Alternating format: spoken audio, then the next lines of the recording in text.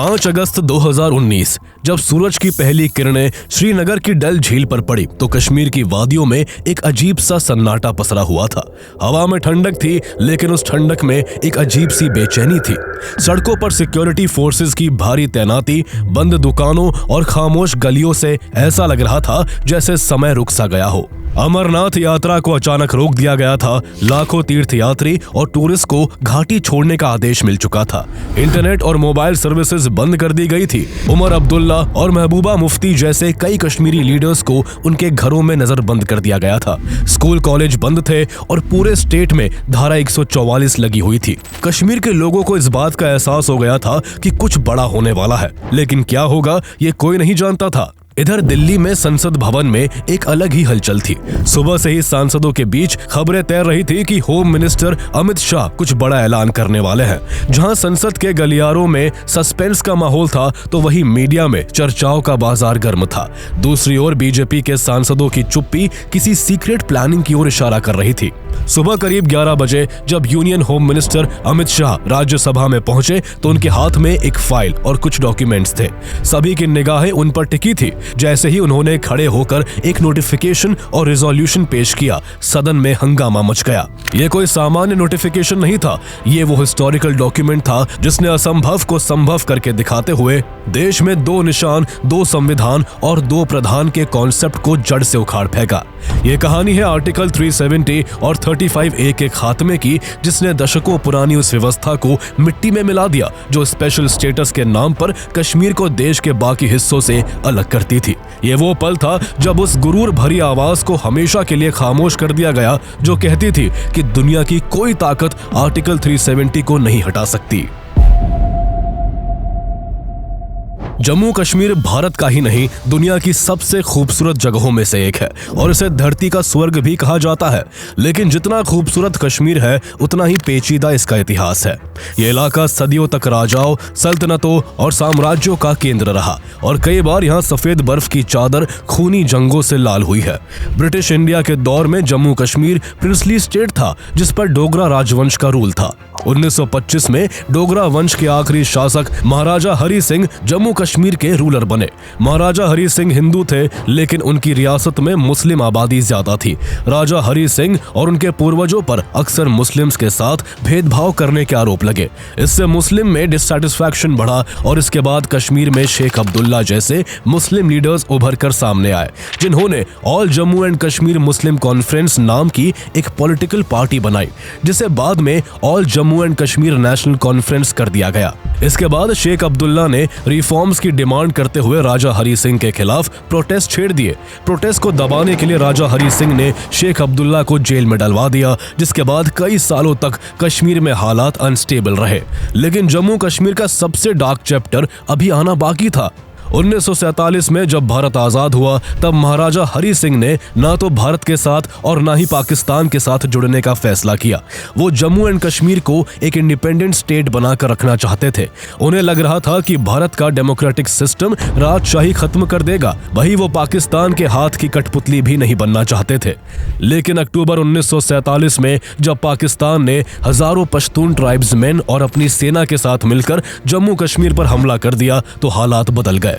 पाकिस्तानी घुसपैठियों द्वारा हजारों निर्दोष लोगों को बेरहमी से मार दिया गया। शहर के शहर जला दिए गए और जम्मू कश्मीर में हर तरफ लाशें बिछ गई। अब राजा हरि सिंह का राज्य तो खतरे में था ही, साथ ही उनकी जान को भी खतरा था। इसलिए उन्होंने भारत से तुरंत मदद की गुहार लगाई। लेकिन जब तक जम्मू कश्मीर ऑफिशियली भारत का हिस्सा नहीं बनता, तब तक भारत मिलिट्री एक्शन नहीं ले सकता था। इसलिए महाराजा हरि सिंह ने 26 अक्टूबर 1947 को इंस्ट्रूमेंट ऑफ एक्सेशन साइन कर दिया, जिसके तहत जम्मू कश्मीर भारत का अभिन्न हिस्सा बन गया। उस समय तक पाकिस्तान ने कश्मीर के कुछ पार्ट्स पर कब्जा कर लिया था। भारतीय सेना ने काफी हिस्सों से पाकिस्तानी घुसपैठियों को पीछे खदेड़ दिया। लेकिन इस बीच प्राइम मिनिस्टर जवाहरलाल नेहरू इस मुद्दे को यूनाइटेड नेशंस में ले गए, जो उनकी सबसे बड़ी भूल साबित हुई। यूएन ने कश्मीर की लड़ाई को भारत पाकिस्तान की लड़ाई बना दिया और कहा कि जो जहां है वही रुक जाए। इसी के साथ सीज फायर डिक्लेयर कर दिया गया, जिसके चलते पाकिस्तानी हमलावरों के कब्जे वाला इलाका पाकिस्तान ऑक्युपाइड कश्मीर POK बन गया, जो आज भी पाकिस्तान के कब्जे में है। यूएन ने पाकिस्तान को अपने सभी ट्रूप्स को जम्मू एंड कश्मीर से हटाने का आदेश भी दिया था ताकि जम्मू एंड कश्मीर में फेयर एंड फ्री प्लेबिसाइट हो सके और जनता खुद ये चुन सके कि उन्हें किसके साथ जाना है। नेहरू को जहां इस बात का भरोसा था कि इंस्ट्रूमेंट ऑफ एक्सेशन की वजह से भारत के पास उस पर लीगल राइट है, तो वही वो रेफरेंडम को लेकर भी निश्चिंत थे। इसको लेकर उनको शेख अब्दुल्ला पर काफी कॉन्फिडेंस था। दरअसल नेहरू और शेख अब्दुल्ला काफी अच्छे दोस्त थे और जब महाराजा हरि सिंह ने इंस्ट्रूमेंट ऑफ एक्सेशन साइन किया था तब उन्होंने उनके सामने ये स्पेशल रिक्वेस्ट भी रखी थी कि उनके अच्छे दोस्त शेख अब्दुल्ला को जेल से रिहा कर दिया जाए। शेख अब्दुल्ला इंडिया के पक्ष में जाने की बात करते थे, इसलिए नेहरू को यकीन था कि कश्मीरी उनकी बात सुनते हैं और जब भी रेफरेंडम होगा उनके कहने पर लोग इंडिया के पक्ष में ही वोट करेंगे। इतना ही नहीं, इसके चलते 1948 में शेख अब्दुल्ला को जम्मू एंड कश्मीर का पहला प्राइम मिनिस्टर भी बना दिया गया। इस बीच भारत का कॉन्स्टिट्यूशन भी लिखा जा रहा था, इसलिए संविधान सभा में शेख अब्दुल्ला को कश्मीर के रिप्रेजेंटेशन के लिए भी जोड़ लिया गया ताकि ये तय किया जा सके कि भारत और कश्मीर आगे किस रूप में साथ बढ़ेंगे। इस मुद्दे पर संविधान सभा में लंबी और गंभीर बहस हुई, लेकिन 1947 के इंस्ट्रूमेंट ऑफ एक्सेशन की शर्तें हर चर्चा में आकर अटक रही थी। इसके अकॉर्डिंग भारत जम्मू कश्मीर में सिर्फ डिफेंस, फॉरेन अफेयर्स और कम्युनिकेशन से जुड़े कानून बना सकता था और इसके लिए भी राज्य सरकार से बात करना जरूरी था।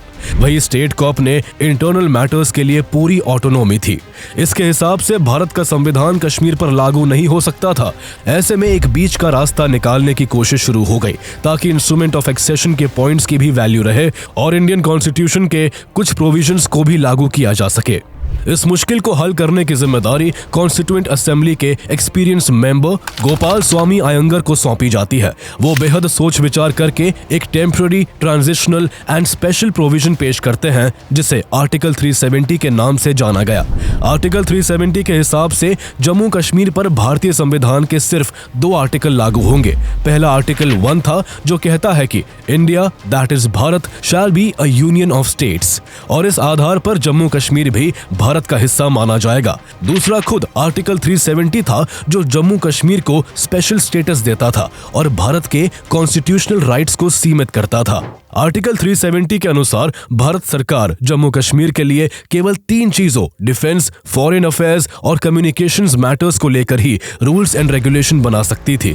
अगर इंडियन गवर्नमेंट को जम्मू कश्मीर के लिए इन तीनों चीजों के अलावा किसी अन्य क्षेत्र के लिए लॉ या प्रोविजन बनाना हो तो इसके लिए प्रेसिडेंट ऑफ इंडिया को एक प्रेसिडेंशियल ऑर्डर पास करना होगा। लेकिन ये ऑर्डर भी तभी लागू हो सकता था जब जम्मू कश्मीर की कॉन्स्टिट्यूएंट असेंबली इसके लिए अप्रूवल दे। यानी जम्मू कश्मीर की संविधान सभा को ये राइट था कि वो ये तय करे कि भारतीय संविधान के कौन कौन से प्रोविजंस राज्य में लागू होंगे और कौन से नहीं। इस तरह आर्टिकल 370 ने जम्मू कश्मीर को एक स्पेशल ऑटोनॉमी प्रोवाइड की जो भारत के अन्य स्टेट से अलग थी। जब जम्मू कश्मीर ने अपना अलग कॉन्स्टिट्यूशन बनाया तो उसमें भी सबसे पहले क्लियरली लिखा गया कि जम्मू कश्मीर इंडिया का इंटीग्रल पार्ट है।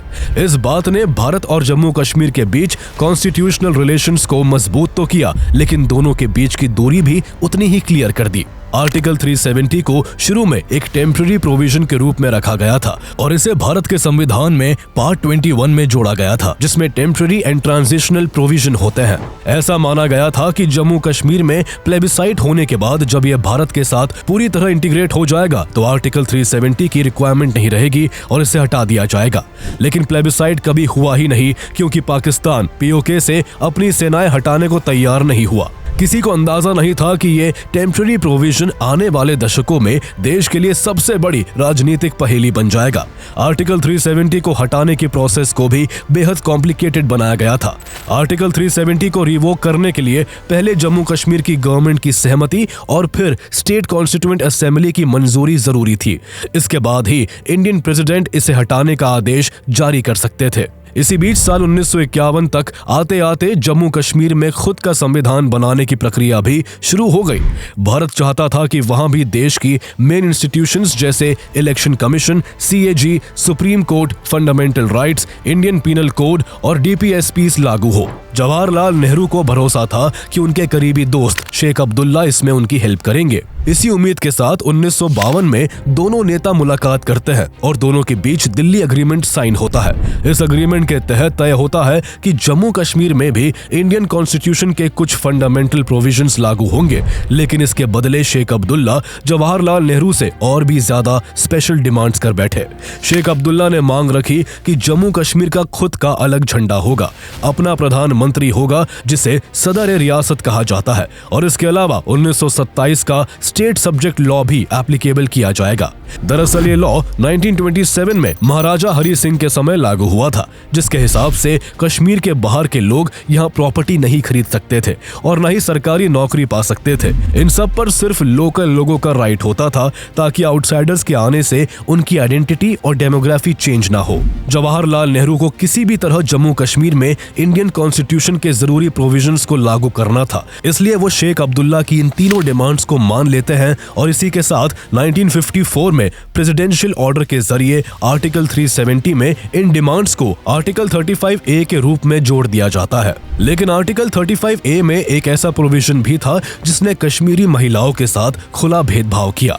इसके तहत अगर कोई कश्मीरी महिला किसी जम्मू कश्मीर के बाहर के व्यक्ति से शादी करती तो वो अपना परमानेंट रेजिडेंट सर्टिफिकेट PRC खो देती, जिसके बाद वो और उसके बच्चे जम्मू कश्मीर में प्रॉपर्टी खरीदने, सरकारी नौकरी पाने या अन्य अधिकारों से वंचित हो जाते। दूसरी ओर कश्मीरी पुरुषों पर यह नियम लागू नहीं होता था। वो चाहे कहीं से भी शादी करे, उनको और उनके बच्चों को सारे अधिकार थे। कश्मीर के भीतर आर्टिकल 370 और आर्टिकल 35A का स्वागत हुआ, लेकिन देश के बाकी हिस्से में इसे एक कॉन्स्टिट्यूशनल इनजस्टिस माना गया, क्योंकि भारतीय संविधान की बुनियाद इक्वालिटी पर टिकी थी और आर्टिकल 370 और आर्टिकल 35A उसी भावना से टकरा रहे थे। एक ही देश में दो झंडे, दो संविधान और दो प्रधानमंत्री होने का विचार बाकी भारतीयों में इनइक्वालिटी की फीलिंग पैदा कर रहा था। भारत का कोई भी नागरिक वहां जमीन नहीं खरीद सकता था, न ही कोई बिजनेस शुरू कर सकता था। इसने स्टेट को एक अलग देश जैसा बना दिया। कश्मीर का बाकी देश से इंटीग्रेशन रुक गया और इससे डिस्क्रिमिनेशन और सेपरेटिज्म की भावना भी बढ़ने लगी।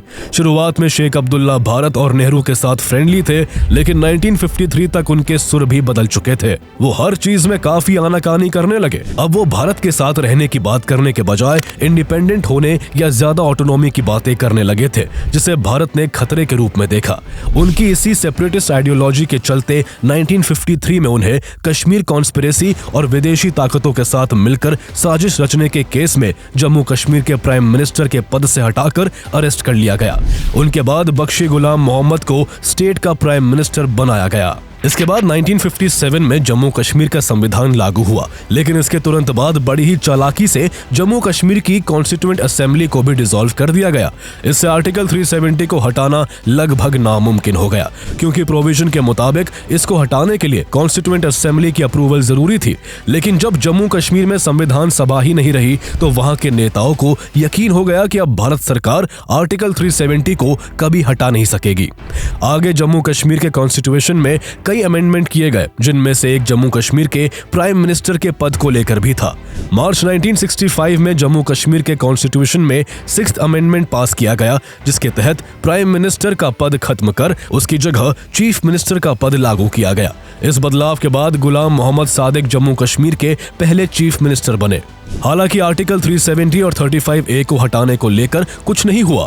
वहां के नेता इसे कभी हटाना ही नहीं चाहते थे, लेकिन इससे जम्मू कश्मीर की तरक्की को सबसे ज्यादा नुकसान पहुंचा। इसकी वजह से Jammu Kashmir socially and economically बाकी भारत से अलग थलग हो गया था। स्टेट के अंदर ज्यादा डेवलपमेंट नहीं हो पा रहा था, जिससे बेरोजगारी बढ़ी और यूथ में फ्रस्ट्रेशन पनपने लगा। नौजवानों के पास जॉब्स नहीं थे और उनकी एनर्जी गलत दिशा में जा रही थी। 1980 के दशक से पाकिस्तान इसी सिचुएशन का फायदा उठाने लगा। उसने कश्मीर पर कब्जे की अपनी पुरानी हसरत नहीं छोड़ी थी। कश्मीर का एक हिस्सा पहले ही हड़प लेने के बाद उसने पूरे जम्मू कश्मीर को हथियाने के लिए हर तरीका अपनाया। पहले उसने भारत से कई बार युद्ध किए, लेकिन जब हर बार उसे आमने सामने की लड़ाई में मुंह की खानी पड़ी, तब पाकिस्तान ने प्रॉक्सी वॉर का रास्ता चुना। इसके बाद उसने कश्मीर में सेपरेटिज्म और मिलिटेंसी को फंड करना शुरू कर दिया। जमात उद दावा और हिजबुल मुजाहिदीन जैसे आतंकी संगठनों को उसने पैसे और हथियार दिए। पाकिस्तान ने जमात इस्लामी कश्मीर और JKLF जैसे पॉलिटिकल ग्रुप्स को भी फंड करके कश्मीर में इंडिया के खिलाफ माहौल बनाने का काम किया। कश्मीर के युवाओं को धर्म और भावनाओं के नाम पर हिंदुओं के खिलाफ भड़काया जाने लगा। कश्मीरी पंडितों पर टारगेटेड अटैक्स शुरू हो गए। इसका नतीजा ये हुआ कि 1990 में लाखों कश्मीरी पंडितों को रातों रात घर खाली कर कश्मीर से पलायन करना पड़ा। इस पलायन ने वहां की डेमोग्राफी को भी बदल दिया। 1980 से 2019 तक इस इंसर्जेंसी की वजह से 40,000 से ज्यादा लोगों की जिंदगी छिन गई। टूरिज्म जो कभी स्टेट की ताकत था, उसे भी मिलिटेंसी के कारण बड़ा झटका लगा। स्कूल और कॉलेज बंद रहने लगे और इंफ्रास्ट्रक्चर डेवलपमेंट रुक गया। इन दशकों में अलगाववाद बढ़ने के पीछे सबसे बड़ा कारण सेंट्रल गवर्नमेंट्स का स्टेटस क्वो वाला रवैया था। जवाहरलाल नेहरू से लेकर मनमोहन सिंह तक किसी ने भी आर्टिकल 370 को हटाने का निर्णायक कदम नहीं उठाया। इंटरनेशनल प्रेशर, स्थानीय दलों के प्रभाव और कश्मीर की संवेदनशील राजनीति के कारण कोई भी सरकार इसे छूने की हिम्मत नहीं कर सकी। इसके चलते यह आर्टिकल दशकों तक भारतीय संविधान का हिस्सा बना रहा और जम्मू कश्मीर भारत के बाकी हिस्से से आइसोलेटेड रहा। वहीं दूसरी तरफ भारतीय जनता पार्टी शुरू से ही अपने इलेक्शन मैनिफेस्टो में ये साफ लिखती आई थी कि आर्टिकल 370 और 35A को हटाना उसकी टॉप प्रायोरिटी है। जब आर्टिकल 370 को लागू किया गया था, तभी डॉक्टर श्यामा प्रसाद मुखर्जी ने खुलकर जवाहरलाल नेहरू की कश्मीरी नीति की आलोचना करते हुए उसे हिस्टोरिकल मिस्टेक बताया था और कहा था कि एक देश में 2 विधान, 2 प्रधान और 2 निशान नहीं चलेंगे। हालांकि 1999 में केंद्र में भाजपा की सरकार जरूर बनी, लेकिन वो कोalition पर टिकी हुई थी और उससे पहले 1996 और 1998 में कुछ ही दिनों के अंदर उनकी सरकार गिर भी चुकी थी। इसलिए ना तो बीजेपी के पास उतनी पॉलिटिकल पावर थी और ना ही जम्मू कश्मीर में उनकी मजबूत पकड़ थी। इसके अलावा 1990 के दशक में घाटी में हालात बेहद वायलेंट और अनस्टेबल थे, इसलिए उस वक्त ऐसा कोई बड़ा कदम नहीं उठाया जा सका। भाजपा इस दौरान कई बार कश्मीर में भी विधानसभा इलेक्शन लड़ी, लेकिन उन्हें कुछ ही सीटों पर सिमट कर रहना पड़ा। लेकिन 2014 के इलेक्शंस में तस्वीर पूरी तरह बदल गई। जहां 2014 के लोकसभा चुनाव में बीजेपी नरेंद्र मोदी की लीडरशिप में एक जबरदस्त जीत हासिल करती है, तो वही इसी साल Jammu and Kashmir state elections में भी बीजेपी को 25 सीट्स पर जीत मिलती है, जो उसके लिए एक बड़ी अचीवमेंट थी। जम्मू रीजन जहां हिंदू पॉपुलेशन डोमिनेंट है, वहां बीजेपी को सबसे ज्यादा सपोर्ट मिला। लेकिन कश्मीर वैली में महबूबा मुफ्ती की पार्टी पीडीपी का दबदबा रहा और पीडीपी ने 28 सीट्स जीती। इसके अलावा नेशनल कॉन्फ्रेंस को 15 और कांग्रेस को 12 सीट्स पर सिमटना पड़ा। इस तरह जो भाजपा कभी कश्मीर में एक सीट को तरसती थी, वो अब दूसरे नंबर की पार्टी बन गई और सरकार बनाने के लिए वो किंग मेकर की भूमिका में आ गई। स्टेट में सरकार बनाने को लेकर पेच फंस गया था, क्योंकि सभी पार्टीज में आपस में काफी मतभेद था। लेकिन तभी कुछ ऐसा हुआ जो किसी ने सपने में भी नहीं सोचा होगा। एक दूसरे के सबसे बड़े विरोधी भाजपा और पीडीपी एक साथ आ जाते हैं और गठबंधन सरकार बनाने के लिए 1 मार्च 2015 को अमित शाह और महबूबा मुफ्ती एक प्रेस कॉन्फ्रेंस पर इसका ऐलान कर देते हैं। महबूबा मुफ्ती बेशक सरकार बनाना चाहती थी, लेकिन भाजपा के मन में कुछ और ही चल रहा था। भाजपा इसे एक मौके के तौर पर देख रही थी, जिसे वो आर्टिकल 370 को हटाने के रूप में भुनाना चाहती थी। इसके बाद पीडीपी की तरफ से मुफ्ती मोहम्मद सईद चीफ मिनिस्टर बनते हैं और भाजपा के निर्मल सिंह डेप्यूटी सीएम बनाए जाते हैं। लेकिन ये पार्टनरशिप शुरू से ही टेंशन से भरी रही। बीजेपी आर्टिकल 370 पर डिबेट चाहती थी, जबकि पीडीपी इसे स्टेट की आइडेंटिटी का हिस्सा मानती थी और इस पर बात भी नहीं करना चाहती थी। लेकिन इस बीच 2016 का वो साल आया जब घाटी में हिजबुल मुजाहिदीन का कमांडर बुरहान वानी सेना के हाथों मारा गया। इसके बाद घाटी में बड़े पैमाने पर मास प्रोटेस्ट और वायलेंस होने लगा। एक आतंकी के मारे जाने पर घाटी में जबरदस्त प्रोटेस्ट हो रहे थे, जिससे साफ था कि कश्मीर का युवा किस कदर रेडिकलाइज था और अलगाववाद की भावना उसमें कितनी मजबूत थी। बुरहान वानी के मारे जाने के बाद घाटी में करीब 4 महीने तक कर्फ्यू लगा रहा और हिंसा की आग में कई लोग मारे गए। इस घटना ने बीजेपी और पीडीपी के कोalition को वीक कर दिया। ऐसे और भी इंसिडेंट्स हुए जिसने दोनों पार्टियों के बीच विश्वास कम कर दिया और इसी के चलते जून 2018 में बीजेपी ने कोalition से अचानक अपना सपोर्ट विड्रॉ कर महबूबा की गवर्नमेंट को गिरा दिया। यानी अब जम्मू कश्मीर में कोई सरकार नहीं थी। ऐसे में जम्मू कश्मीर के संविधान के सेक्शन 92 के हिसाब से शुरू में डायरेक्ट प्रेसिडेंट रूल नहीं लग सकता था। उसके हिसाब से शुरू के 6 महीने तक गवर्नर रूल लागू रहना जरूरी था। उसके बाद भी अगर सरकार नहीं बन पाती तो फिर प्रेसिडेंट्स रूल लग जाता। इसलिए जम्मू कश्मीर में पहले गवर्नर रूल लागू हुआ और सत्यपाल मलिक को गवर्नर अपॉइंट किया गया। सत्यपाल मलिक पर उस समय तक भाजपा की सेंट्रल गवर्नमेंट को काफी भरोसा था, इसलिए उन्हें ही गवर्नर के रूप में चुना गया। ये सब बीजेपी की स्ट्रैटेजी का हिस्सा था, लेकिन बीजेपी को असल में 6 महीने बाद प्रेसिडेंट रूल लगने का इंतजार था, क्योंकि तभी वो काम हो सकता था जो वो चाहती थी। अगर इस बीच जम्मू कश्मीर में सरकार बन जाती तो फिर बीजेपी का 370 को हटाने का प्लान चौपट हो सकता था। इसलिए बीजेपी बिल्कुल नहीं चाहती थी कि कुछ समय तक जम्मू कश्मीर में कोई सरकार बने। बीजेपी चुपचाप बैठ जाती है, लेकिन बाकी पार्टियां पीडीपी, कांग्रेस और नेशनल कॉन्फ्रेंस आपस में सभी मतभेदों को दूर करके सरकार बनाने के लिए बातचीत शुरू कर देती है। हैरानी की बात यह होती है कि ये तीनों ही पार्टियां सरकार बनाने के लिए गवर्नर रूल के 6 महीने के टेन्योर के खत्म होने से सिर्फ 1 महीने पहले एक साथ आ जाती है। 21 नवंबर 2018 को महबूबा मुफ्ती गवर्नर को फोन मिलाती है, लेकिन गवर्नर सत्यपाल मलिक ने फोन नहीं उठाया। इसके बाद उन्होंने फैक्स के जरिए कांटेक्ट करने की कोशिश की, लेकिन हैरान करने वाली बात यह थी कि इसी समय गवर्नर की फैक्स मशीन खराब हो गई। लेकिन स्टेट में प्रेसिडेंट्स रूल लगाए जाने के लिए अभी भी कुछ समय बाकी था। लेकिन इसी बीच एक बड़ा खेल होता है। Governor Satyapal Malik central government को एक रिकमेंडेशन लेटर लिखते हैं, जिसमें लिखा था कि जम्मू कश्मीर के अंदर राजनीतिक हालात अनस्टेबल है। एक दूसरे की धुर विरोधी पार्टियां एक साथ आकर सरकार बनाना चाहती है, जिससे स्टेट की सिक्योरिटी को खतरा है। सरकार बनाने के लिए यहां बड़े पैमाने पर हॉर्स ट्रेडिंग यानी विधायकों की खरीद फरोख्त हो सकती है, इसलिए सरकार को बनाना ठीक नहीं होगा। इन कारणों का हवाला देते हुए उन्होंने 21 नवंबर 2018 को स्टेट असेंबली को डिसॉल्व कर दिया और 19 दिसंबर 2018 को गवर्नर्स रूल की अवधि पूरी होने के बाद सेंट्रल गवर्नमेंट को प्रेसिडेंट्स रूल लागू करने की रिकमेंडेशन कर दी। सेंट्रल गवर्नमेंट तो जैसे इसके लिए ही तैयार बैठी थी, इसलिए फौरन सत्यपाल मलिक की इस रिकमेंडेशन को एक्सेप्ट कर लिया गया। कश्मीर में सरकार के गिरने के 6 महीने पूरे होने पर 20 दिसंबर 2018 को स्टेट में प्रेसिडेंट्स रूल लगा दिया जाता है। इंडियन कॉन्स्टिट्यूशन के अकॉर्डिंग जब किसी स्टेट में प्रेसिडेंट्स रूल लागू होता है तो प्रेसिडेंट खुद जाकर स्टेट को नहीं संभालते, बल्कि अपने रिप्रेजेंटेटिव के जरिए स्टेट को चलाते हैं। इस सिचुएशन में तब के प्रेसिडेंट रामनाथ कोविंद ने जम्मू कश्मीर के गवर्नर सत्यपाल मलिक को ही अपना रिप्रेजेंटेटिव अपॉइंट कर दिया।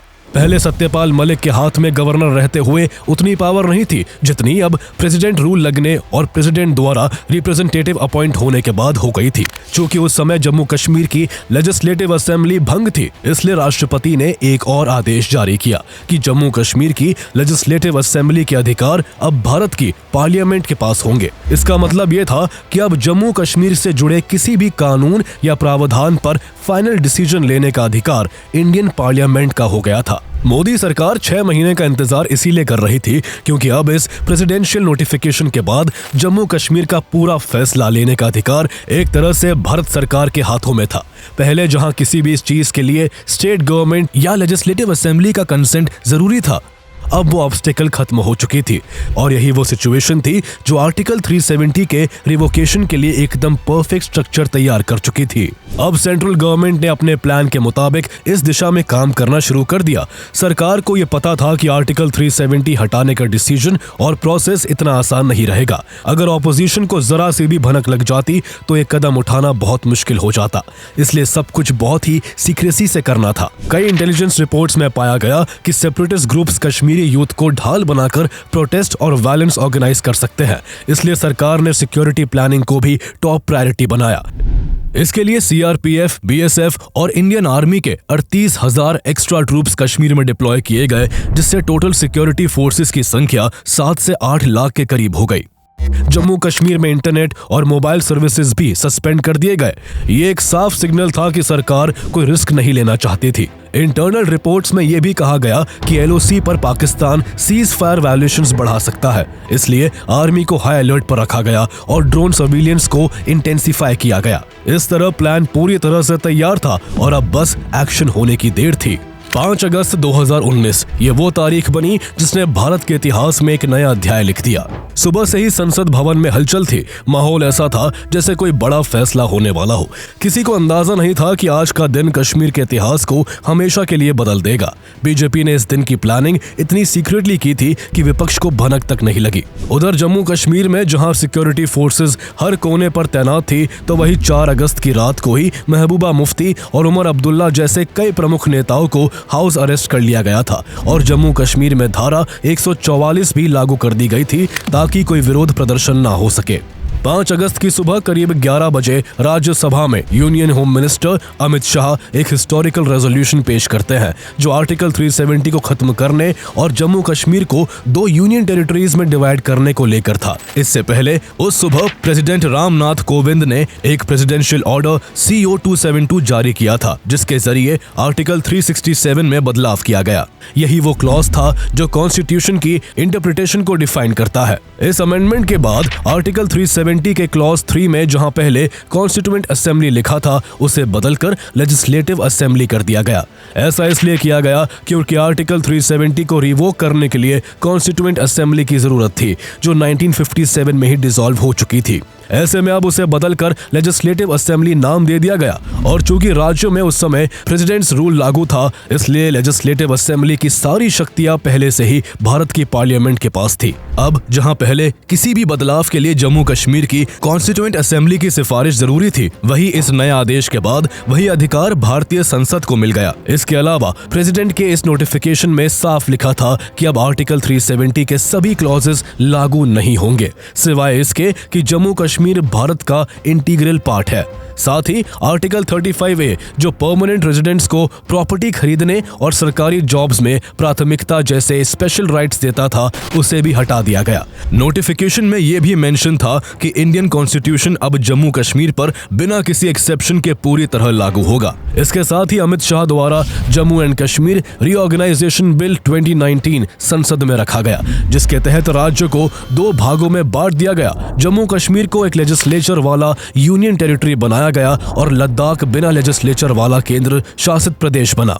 ये नोटिफिकेशन इतना साफ और डायरेक्ट था कि इसमें कोई ग्रे एरिया नहीं छोड़ा गया। बीजेपी के इस मास्टर स्ट्रोक ने विपक्ष को पूरी तरह चौंका दिया। राज्यसभा में रेजोल्यूशन पेश होते ही विपक्षी पार्टियों जैसे कांग्रेस, नेशनल कॉन्फ्रेंस, PDP और लेफ्ट ने इसका तीखा विरोध किया। ऑपोजिशन के सीनियर लीडर्स ने कहा कि ये कश्मीर की आत्मा पर हमला है। PDP के नाजिर अहमद लावाय ने तो रेजोल्यूशन की कॉपी फाड़ दी और नारेबाजी शुरू कर दी। नेशनल कॉन्फ्रेंस के लीडर्स ने इसे कॉन्स्टिट्यूशन की हत्या बताया, लेकिन बीजेपी और इसके अलायंस पार्टियों ने इस रेजोल्यूशन को मजबूत सपोर्ट दिया। कुछ न्यूट्रल पार्टियां जैसे आम आदमी पार्टी ने भी रेजोल्यूशन के फेवर में वोट किया। सदन में टेंशन इतनी थी कि स्पीकर वेंकैया नायडू को बार बार ऑर्डर मेंटेन करने के लिए इंटरफेयर करना पड़ा। डिबेट के दौरान अमित शाह ने साफ कहा कि आर्टिकल 370 ने कश्मीर को विकास से नहीं बल्कि सेपरेटिज्म और टेररिज्म से जोड़ा और इसलिए ये डिसीजन भारत की यूनिटी के लिए है। राज्यसभा में ये रेजोल्यूशन 125 वोट्स के साथ पास हो गया जबकि 61 वोट्स इसके खिलाफ थे। अगले दिन 6 अगस्त को लोकसभा में भी ये रेजोल्यूशन पेश किया गया और 351 वोट्स के साथ ये यहाँ भी पास हो गया। ये डिसीजन दशकों की पॉलिटिकल डिबेट को खत्म करने और कश्मीर में एक नए युग की शुरुआत करने वाला था। आर्टिकल 370 और 35A के रिवोकेशन ने जम्मू कश्मीर के पॉलिटिकल और सोशल लैंडस्केप को हमेशा के लिए बदल दिया। ये डिसीजन भारत की सोवरेनिटी को मजबूत करने के लिए बेहद जरूरी था। इस बदलाव से पाकिस्तान बौखलाया हुआ था। उसने इसके खिलाफ UN और OIC में मुद्दा उठाया, लेकिन इसे भारत का इंटरनल मैटर माना गया और इसका कोई खास विरोध नहीं हो सका। वो आर्टिकल जिसे हटाना असंभव माना जाता था, जिसके बारे में फारूक अब्दुल्ला ने कहा था मोदी 10 बार भी प्रधानमंत्री बन जाए तो भी आर्टिकल 370 नहीं हटा सकते। और गुलाम नबी आजाद ने दावा किया था बीजेपी चाहे 200 साल राज कर ले, कश्मीर से आर्टिकल 370 नहीं हटा पाएगी। वो आर्टिकल 370 अब इतिहास बन चुका है और कश्मीर अब एक नए भारत का हिस्सा बनकर एक नई पहचान की ओर बढ़ चुका है। अगर आपको ये कहानी पसंद आई है तो कश्मीर के इतिहास से जुड़ी एक और सच्ची और दिल दहला देने वाली कहानी एक्सोडस ऑफ कश्मीरी पंडित्स जरूर देखिए। जब रातों रात लाखों कश्मीरी पंडितों को उनके ही घरों से निकाल दिया गया था, उनके दर्द और संघर्ष की पूरी कहानी आप हमारी पिछली वीडियो में देख सकते हैं, जिसका लिंक आपको इस वीडियो के डिस्क्रिप्शन में मिल जाएगा।